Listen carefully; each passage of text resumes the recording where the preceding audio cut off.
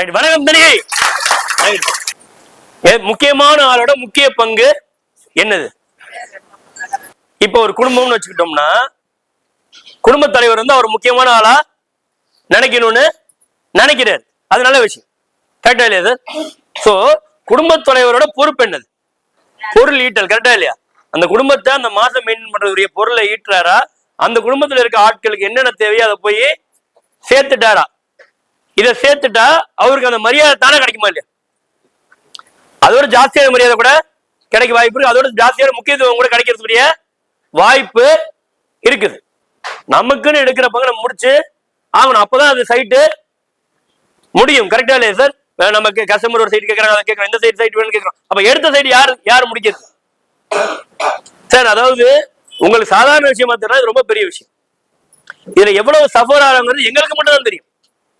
இதுக்கு பின்னாடி இருக்க பிரச்சனைகளை ஃபேஸ் பண்றது நிர்வாகம் மட்டும்தான். ரொம்ப அற்புதமான விஷயம் என்னன்னா, அருமந்தை உங்க எல்லாத்துக்கும் பெரிய பாராட்டு. அருமந்தைக்காக என்ன விஷயம்னா, நிர்வாகத்துக்கு அவ்வளவு மாசம் சமாளிச்சோம். நிர்வாகத்துக்கு அவ்வளவு மாசம் நம்ம சமாளிச்சோங்கிறது உண்மை. வேற யாரும் இப்படி பண்ண முடியுமான்னு தெரியல. அது பெரிய பாராட்டு. நம்ம கொடுக்கிற வாக்கு உறுதி. அதனால அது பேரு வாக்குறுதி. அந்த வாக்கு உறுதியா இருக்குன்னா வியாபாரத்துக்கு நம்ம அடுத்தது போயிட்டே இருக்கும். இதாவது ரைட்டா? சோ அவங்க பண்ண நல்ல விஷயத்துக்கு கண்டிப்பா நம்ம பாராட்டிய தேர்ந்து செயல்படுத்துவோம். நன்றி, வணக்கம், தேங்க்யூ சார். வணக்கம் தரிகை. இந்த இடத்துக்கு ஒரு பவர் இருக்கு, ஆனா அதை கன்சிஸ்டன்சியா வைக்கணும். காணா போயிடுறாங்க சில பேர். சூழல் காரணமா பாருங்க, நிறைய பேர் இப்படிதான் பிசினஸ்லயும் சரி, தொடர்ச்சியா ஆபீஸ் வரது ஏதோ ஒரு காரணத்தை வச்சு நவுருவ பார்ப்பாங்க. புடிச்சு நாங்க இழுக்க என்ன முயற்சி பண்ணாலும் ஏதோ ஒரு காரணத்தினால எதையாச்சும் ஒண்ணு புடிச்சுக்குவாங்க. நம்ம தரமா வளர்ந்துகிட்டு இருக்கோம்.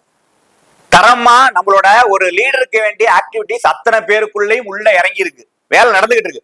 அது ப்ராசஸ் நடந்துகிட்டு இருக்கு, ப்ராசஸிவா நடக்குது. ரிசல்ட் இன்னைக்கு வேணா வராம இருக்கலாம், சில பேருக்கு வந்திருக்கலாம், சில பேர் தள்ளி போடலாம் தவிர, ஆனா வெகு தூரம் கிடையாது. நாங்க போக வேண்டிய இலக்குக்கு வெகு தூரம் கிடையாது. நம்ம ரீச் ஆக வேண்டிய இலக்கு. ஸோ தரமா அத்தனை பேரும் அவங்க லெவல்ல.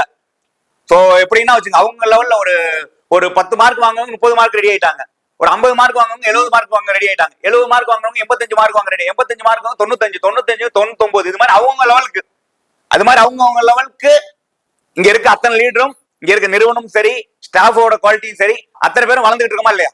சோ அதனால பழசு மிந்தினவங்க யாரை பிடிக்கணுமோ பிடிங்க. பிசினஸ் பீக்கா போயிட்டு இருக்கு, தனிக்கு அசைக்கவே முடியாது. இது மாதிரி போயிட்டு இருக்கு.